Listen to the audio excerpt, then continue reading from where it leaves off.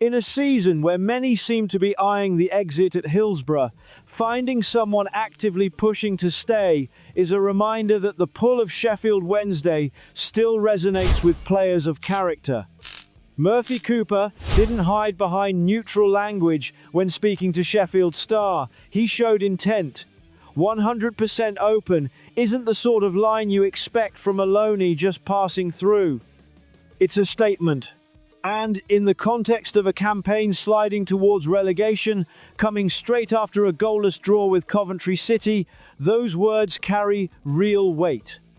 Cooper has made only 7 appearances, yet he speaks like someone already tied to the club's identity.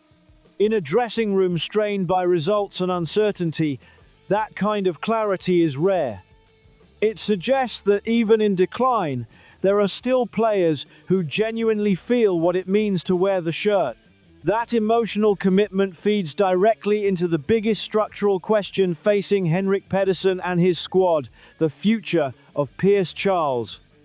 Charles isn't just the current number 1, he's one of the club's most valuable assets and, inevitably, one of the most exposed to transfer interest.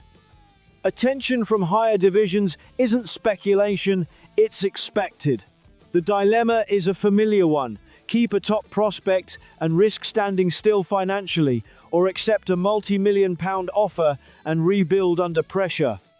In that equation, Cooper stops being a short-term fix and becomes a strategic option.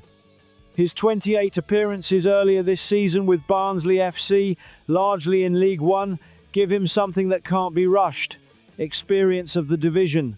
If Wednesday are preparing for life in the 3rd tier, Cooper already understands the tempo, the physicality, and the unpredictability of that level. That makes him a low-risk, high-upside option should Charles move on. The tactical case runs deeper than familiarity. League One isn't just a lower level, it's a different environment. Deliveries come in earlier, forwards are more direct, and defensive organisation relies heavily on the goalkeeper's communication. Cooper's time at Barnsley showed he can cope with those demands and adapt to them. That matters for Pedersen, who needs a keeper capable of organising under pressure rather than simply reacting to it.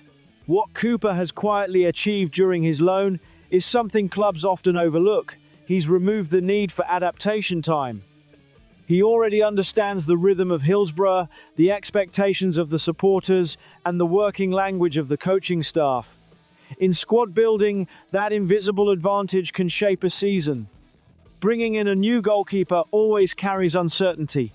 Keeping one who's already settled reduces it significantly. What comes next is as much about mentality as recruitment.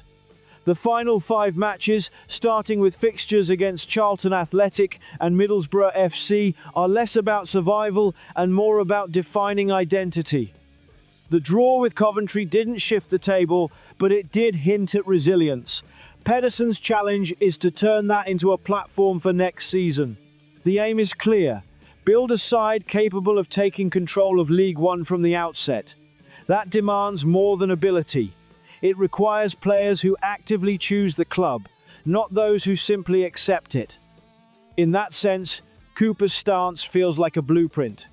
He represents the kind of profile needed for a reset: committed, already integrated, and aligned with what lies ahead. Which brings it back to you. If Pierce Charles departs for an offer too good to turn down, is Murphy Cooper ready to step in as number 1 in League One? Has what you've seen in these 7 matches been enough to trust him with that role, or should Wednesday look to bring in a more established name?